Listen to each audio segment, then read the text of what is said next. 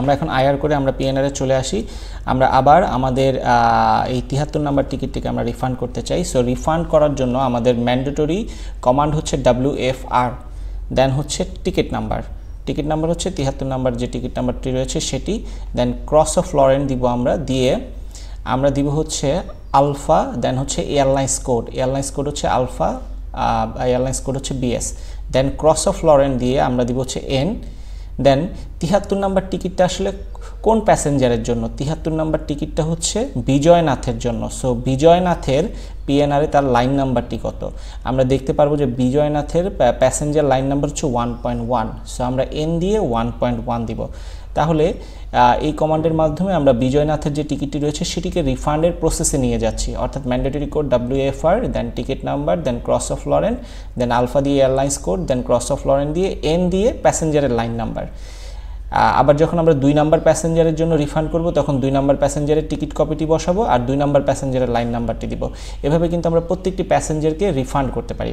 So আমরা এই কমান্ডটি দিয়ে যখন এন্টার করব তখন একটি প্যানেল ওপেন হয়ে যাবে রিফান্ডের।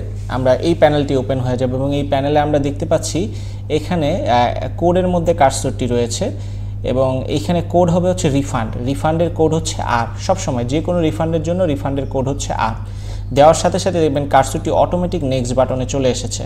সো নেক্সটে আমরা কি করব? X দিব। X দেওয়া মানে হচ্ছে আমরা নেক্সটে যেতে চাই।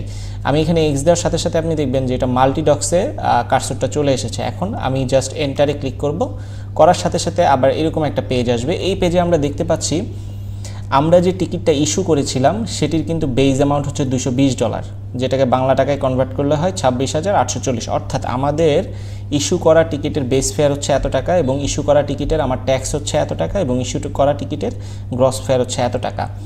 এখন এটিকে আমি কি করতে চাচ্ছি? আমি এটিকে হচ্ছে রিফান্ড করতে চাচ্ছি। সো আমি যখন রিফান্ড করব তখন আমি দেখতে পাচ্ছি যে আমি পুরো বেজ অ্যামাউন্টেই আমি ফেরত পাচ্ছি এবং আমার যে ট্যাক্স রয়েছিল টিকিটের সেই ট্যাক্স অ্যামাউন্টও কিন্তু আমি ফেরত পাচ্ছি এবং আমার যে টোটাল গ্রস ফেয়ার অর্থাৎ আমি পুরো গ্রস অ্যামাউন্টটাই রিফান্ড পাচ্ছি এবং তার নিচে এখানে চেঞ্জ ফি অ্যামাউন্ট অর্থাৎ এখানে আমাকে আমার ক্যান্সেলেশন চার্জটা বসাতে হবে। তো আমি এর আগে কনভার্ট করেছিলাম যে আমার ক্যান্সেল করতে আমার লাগবে হচ্ছে $100। সো $100 আমার বাংলা টাকায় কত টাকা আসে? আমরা এটা কিন্তু দেখেছিলাম যে $100 কিন্তু কনভার্ট করলে বাংলা টাকায় আসে 12,209 টাকা। সো এই 12,209 টাকা আমাকে এই ক্যান্সেলেশন ফিতে বসাতে হবে। বসানোর পর আমি নেক্সটে কার্সরটাকে নিয়ে এসে X দিব। দেওয়ার সাথে সাথে এটা কুইটের বাটনে চলে যাবে কার্সরটা। দেন আমি যদি এন্টার করি তাহলে আমাকে বলবে কি verify total amount, re-enter to continue. অর্থাৎ এখানে 36,887 টাকা আমার গ্রস ফেয়ার, যেটা হচ্ছে আমার টিকিটের রিফান্ড অ্যামাউন্ট। কিন্তু এই রিফান্ড প্রসেস করতে হলে আমাকে এয়ারলাইন্সকে ক্যান্সেলেশন দিতে হবে কত? 12,209 টাকা। সো এইটা থেকে যদি আমি এটাকে বিয়োগ করি তাহলে আমি অ্যাকচুয়ালি রিফান্ড অ্যামাউন্ট, গ্রস যে রিফান্ড অ্যামাউন্ট রয়েছে সেটি আমি ফেরত পাচ্ছি 24,678 টাকা। এই অ্যামাউন্টটি কি আমি শিওর কিনা এটাকে আমাকে ভেরিফাই করার জন্য বলছে। সো আমি জানি যে হ্যাঁ আমার গ্রস থেকে যদি আমি ক্যান্সেলেশন বাদ দিই তাহলে আমার এত টাকা গ্রস রিফান্ড পাওয়ার কথা। আমি এখান থেকে এটা মাইনাস করলে কিন্তু এটা আসছে। সো আমি শিওর।